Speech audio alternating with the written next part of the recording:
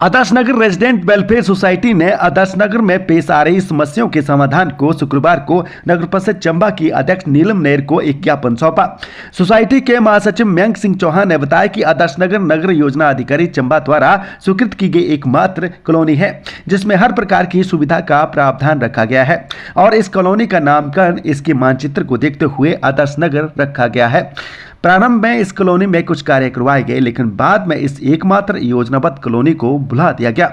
बरसों बीत गए, म्युनिसिपल कमेटी के पदाधिकारी बदलते रहे लेकिन किसी ने भी इस कॉलोनी की ओर ध्यान नहीं दिया।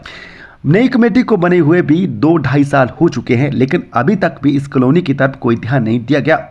आलम यह है कि सड़कों पर गड्ढे पड़े हुए हैं, कहीं पर नालियां सारी मलबे से भरी पड़ी हुई हैं तो कहीं पर नालियां ही बनाई नहीं गई है। बारिश और घरों का पानी सड़कों पर बहता रहता है। एक जगह तो सड़क का कुछ हिस्सा उसके जाले के साथ नीचे गिर गया है और इस हिस्से में सड़क पर भवन निर्माण के लिए सामान फेंका जाता है, उसे बाद में पूरी तरह न उठाने की वजह से नाली और सड़क पूरी तरह से दब गई है। बहरहाल नगर परिषद चंबा को ज्ञापन सौंपा गया और इस एकमात्र योजनाबद्ध तरीके से स्वीकृत की गई इस कॉलोनी को मानचित्र के हिसाब से हर तरह की सुविधा से लैस करने की मांग प्रमुखता से उठाई गई।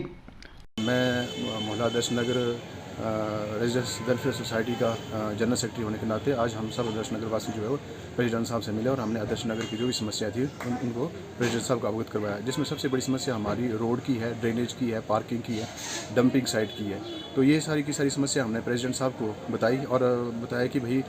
कम से कम आदर्श नगर को एग्जिस्ट हुए 30 से 32 वर्ष हो चुके हैं, परंतु पहले तो कुछ आदर्श नगर में कार्य होते थे, जैसे नाली वगैरह बनी थी और साथ में रोड वगैरह भी कंस्ट्रक्ट हुए थे, परंतु अब इतना समय हो गया, कम से कम 10-12 साल हो गए ना तो आदर्श नगर के रोड जो है वो बनाए जा रहे हैं। वहाँ रोडों पे जगह जगह गड्ढे पड़ चुके हैं, नालियाँ सारी ब्लॉक हो चुकी हैं और कई जगह पे तो एक ही रास्ते मतलब पूरी तरह से जो है वो बर्बाद हो चुके हैं, तो जिससे लोगों का आना जाना भी काफ़ी मुश्किल हो गया है। इसी को देखते हुए हमने आज ये निर्णय लिया था हमने कि हम लोग जो है वो प्रेसिडेंट साहब से मिलेंगे। तो प्रेसिडेंट मैडम ने जो है हमें समय दिया कि सुबह आप 11:30 बजे हमसे मिलें। तो आज हम सब जो है वो प्रेसिडेंट मैडम जो है श्रीमती नीलम नेर जी के समक्ष हमने अपनी आदर्श नगर की समस्या रखी। तो मैडम ने पूरा आश्वस्त किया है कि आपकी समस्याओं को